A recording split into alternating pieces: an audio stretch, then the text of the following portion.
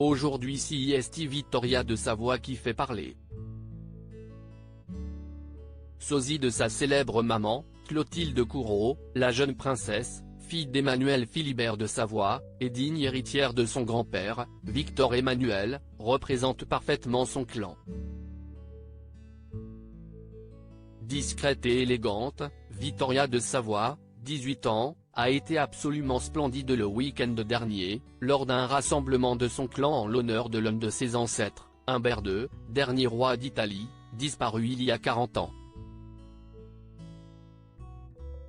Un hommage auquel elle se rendait pour la première fois. Avant elle, il y a quelques années, c'est Clotilde Courreau qui faisait les gros titres, alors qu'elle rencontrait en mai 2002 le prince Emmanuel Philibert de Savoie, qui a tout de suite eu un coup de foudre pour l'actrice française. Mais avant de devenir l'épouse de ce dernier, Clotilde Courreau a connu d'autres romances, notamment avec un dénommé Alexandre. Un petit ami qui lui implorait une preuve d'amour parfaitement répugnante, comme elle le révélait dans Tout le monde en parle, face à Thierry Ardisson. Invitée en avril 2003, la mère de Vittoria et Louisa de Savoie avait eu le droit à un flashback de la fois où elle avait fait cette étonnante confidence. « J'avais une éducation très libre, sans aucun interdit », a-t-elle révélé. Donc moi j'allais dormir chez mon copain Alexandre, qui me faisait embrasser sa chaussette sale 100 fois pour lui prouver que je l'aimais.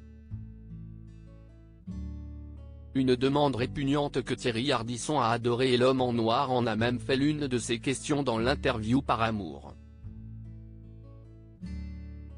Je suis toujours à la recherche de mon prince charmant, mais lorsque Clotilde Courreau a fait craquer Emmanuel Philibert de Savoie, l'ancienne acolyte de Laurent Baffy a décidé de retirer cette fameuse question autour des chaussettes sales.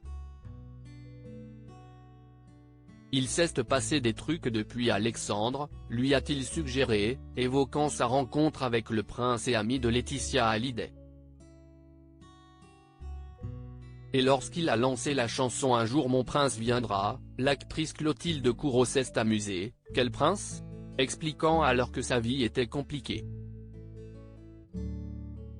Et lorsque l'animateur lui a demandé si elle allait devenir reine d'Italie, elle a nié, « Pas du tout, je ne suis pas mariée et je suis toujours à la recherche de mon prince charmant. » Une reine pour brouiller les pistes.